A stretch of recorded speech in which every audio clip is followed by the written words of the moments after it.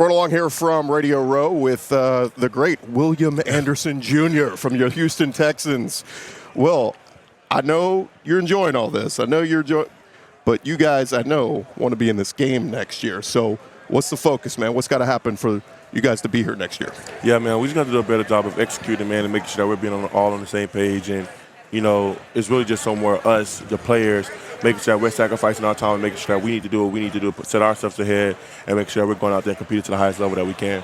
Yeah, it had to be nice. I remember talking to you when you were at Alabama because you used to talk about you got a lot of double teams, and it was hard. Teams were focusing on you, and you win, Defensive Rookie of the Year and all that. It had to be nice, though, bringing over a stud defensive end on that other side to kind of take some of the attention away from you. Most definitely. Daniel's been a great help, man. He's been a blessing to have on this team, man. He's taught me so much on and off the field.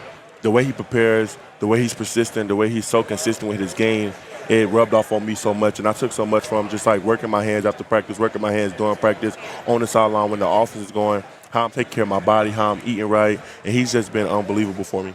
Did the defense change at all from last year to this year? Did D'Amico kind of keep things the same, or did things change? D'Amico is D'Amico. D'Amico is like, look, I know what this is. I have the guys to do it, and we're going to get it done. We just have to continue to do us better. And that's what I love about D'Amico, because his confidence is so high, it just bleeds on to us, man, and we adapt that confidence, man, and he pushes us to be the best that we can. You know anything about the new OC, Nick Caley, coming in? He's very highly thought of, a lot of pre-snap motion, that kind of stuff. Do you know anything about him? Not too much, but I heard nothing but great things about him. I'm excited to work with him. I'm excited to see what he does with CJ and their relationship and what he can do with the offense. And I trust the decision, you know what I'm saying? And I'm excited about this next year that we're going into. Some injuries happen throughout the year. Does that stress even more in an offseason, man? You got to do everything right to take care of your body because it's a grind, man. And you miss some games, it's a big loss. You can't get those games back. Yeah, most definitely. I think it all starts in the offseason, just like how you take care of your body and stuff like that. And injuries is a part of the game. You know what I'm saying? I think Coach Ryan's always talking about, like, even though when we have these injuries, like, whoever's up after you, like, how are you paying attention? How are you getting the mental execution that you need to do while you're not in? And those are the areas that we can improve on as well as too. How about Sting? Having the year he had. Sting. All-pro Stingley. How about that? All-pro Stingley, man. Stingley is the best cornerback in this league, man. And I played with Pat Surtain, and I think very highly of both of those guys. And both of those guys are top. I'm not saying which one is one or two, but both of those guys are top. And I love Stingley to death, man. He's the best, man. He's the best to do it. The way he can go up and get the ball, the way he covers people, the way he come down and tackle. He doesn't say much, man. He just lets his game speak for himself, and he's going to continue to do great things in this league. If you're walking down the hall at NRG and Nick Caserio, you walk by his office and he goes, "Hey, Will, come in here real quick. What a quick thought. We got that first-round pick. What do we need?" What would you tell him? I don't know. I'm not a GM. I'm not a coach. I'm not nothing.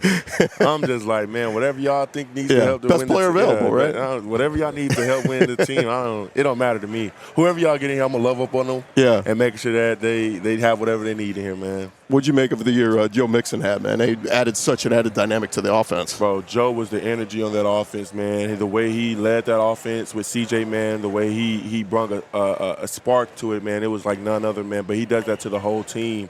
And we played against Joe last year when he was at the Bengals, man, and I knew how special he was, and he brought that energy into the building. It was good. The added dynamic you guys play your butts off in Kansas City, but like the way the way the game goes, do you almost go, it's that much more important we get home field. Yeah. Because we saw that crowd rocking in the Chargers game. I mean, it is a difference maker. It is. So getting that best record in AFC matters a lot. It does.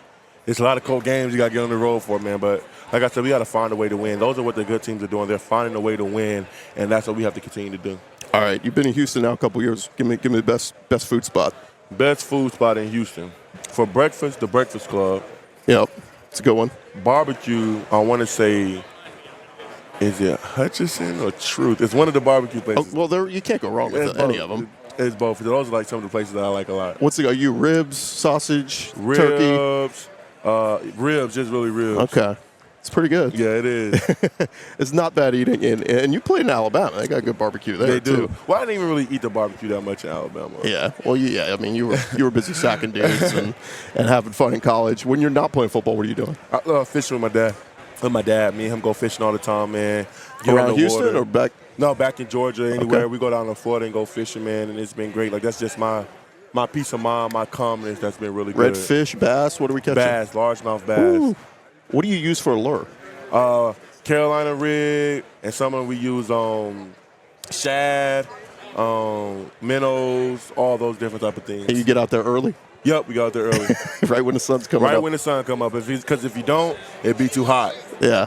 Before we let you go, let everybody know what you do, who you're promoting here today. Yeah, I'm with Jif Peanut Butter right now, man. And, over 1 billion people eat wings on the Super Bowl. So I'm teaming up with Jif to save the celery right now. And what better way than eat the celery than with peanut butter. I love it. Well, it's great to catch up with you, man. I know you've been doing 1 million of these, so appreciate you taking some time, dude. Really appreciate it. Thank you. I appreciate it. Thank you for having me. All right, we'll be right back after this.